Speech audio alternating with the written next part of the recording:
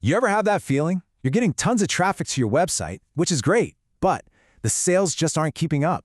It's got to be one of the most frustrating things for a business owner. You know people are interested, but you can't see where they're going or why they're not hitting that buy button. Honestly, it feels like you're flying completely blind. So that's the million-dollar question, right? Where are all these potential customers going? You pour all this time, effort, and money into getting them in the virtual door, but somewhere along the way, they just vanish. Well, that's what we're going to dig into right now. Okay, so take a look at this. This visual pretty much says it all. This is the leaky funnel. You start with this huge crowd of visitors at the top, but with every step they take, from your homepage to a product page to checkout, that crowd gets smaller and smaller. Every single person who drops off is like a hole in your funnel, a leak that's literally costing you money. To get a handle on this, we've got a pretty clear game plan. First, we're going to visualize what that customer journey actually looks like. Then, we'll figure out how to measure the things that really matter. After that, we'll get our hands dirty and talk about plugging those leaks. And finally, we'll look at what happens after the purchase, which is so important. All right, first things first, let's take this idea of a funnel, which can sound a little abstract, and turn it into a seriously powerful tool you can actually use. And this isn't just some marketing buzzword, it's really the best way to see your business through your customer's eyes. So what is a sales funnel really? Put simply, it's just the path someone takes from the very first second they hear about you all the way to the moment they finally click buy.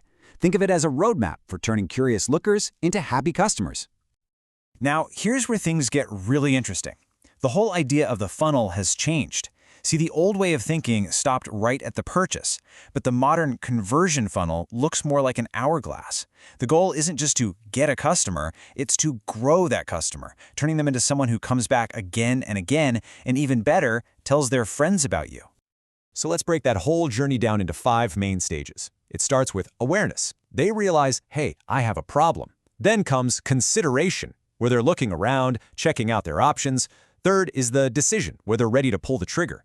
But we're not done. Fourth is retention. You got to keep them happy. And the final, most powerful stage, advocacy. That's when your happy customers become your best salespeople.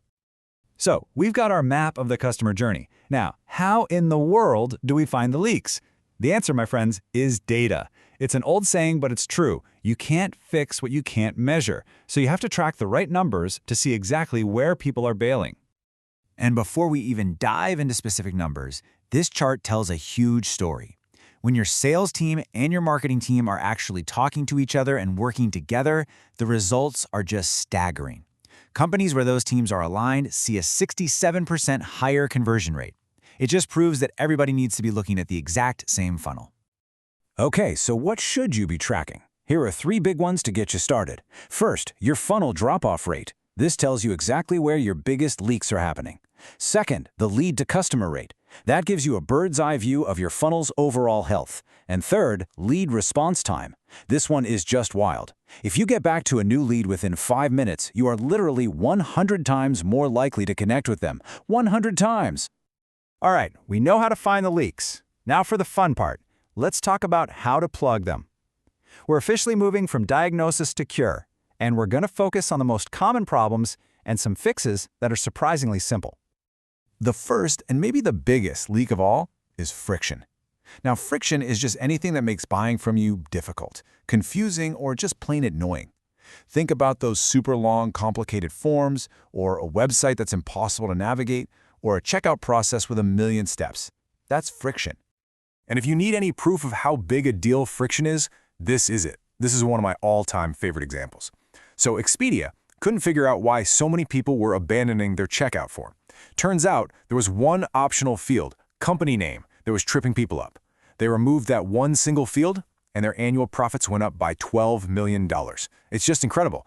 Tiny changes, massive impact. Okay, the next major leak is a lack of trust. You know, online, people are cautious, and for good reason. If your site looks unprofessional, or they can't find any reviews, or they're worried their payment info isn't safe, they're gone. You have to go out of your way to build that credibility. And the way you do that is by showing them they can trust you. This checkout page is a perfect example. See those logos over on the right? TechCrunch, Disney, Sony, that's some serious social proof right there. Adding things like testimonials Logos from happy customers or security seals can put buyers at ease at that exact moment they're about to pay, and it can boost conversions by up to 34%. And our third big leak is something called poor lead nurturing. This is what happens when someone shows interest. Maybe they download a free guide or sign up for your newsletter, and then crickets. You hear nothing from the company. You've got this warm lead, someone who's interested, but by not building that relationship, you're just letting them go cold. Let's look at a company that does nurturing really well. The food delivery service Seamless knows its users are busy, so instead of some long, complicated email sequence, they offer a quick win. First, you get an email teasing a discount for tomorrow. Then, the next day, boom, here it is, a simple, time-sensitive code. It's easy, it feels urgent, and it gently nudges you to take that next step. It's brilliant. So, we've plugged the leaks leading up to the sale. Awesome. But like we talked about with that modern funnel, the journey is not over, not even close. In fact, this is where the real long-term growth happens, turning that brand new customer into a loyal fan for life. Just think about it from their perspective. Right after you buy something, what do you need? You want some reassurance that you made a good call. You need clear, simple instructions on how to get started. You want to know that if you have a problem, help is easy to find. And of course, you need a good reason to come back. A great post-purchase experience is everything. And when you nail that post-purchase experience, you unlock the ultimate growth machine, people telling their friends. Just look at Dropbox. They set up this super simple referral program. You refer a friend, you both get extra storage space. The result? In 1 month, users sent 2.8 million referrals. That's how they went from 100,000 users to 4 million in just 15 months. It's just the power of turning your customers into your biggest fans.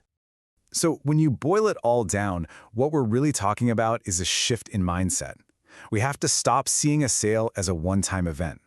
The entire customer journey, from the very first ad they see to the referral they send a year later, is one continuous process. It's all about building and nurturing that relationship every single step of the way. Which brings us to our last and most important question. Now that you have this framework, what to measure and how to fix it, think about your own business. What is the one small change, that one piece of friction you can remove, or that one customer review you can add that can make the biggest difference for you right now? What is the biggest leak you can plug this week?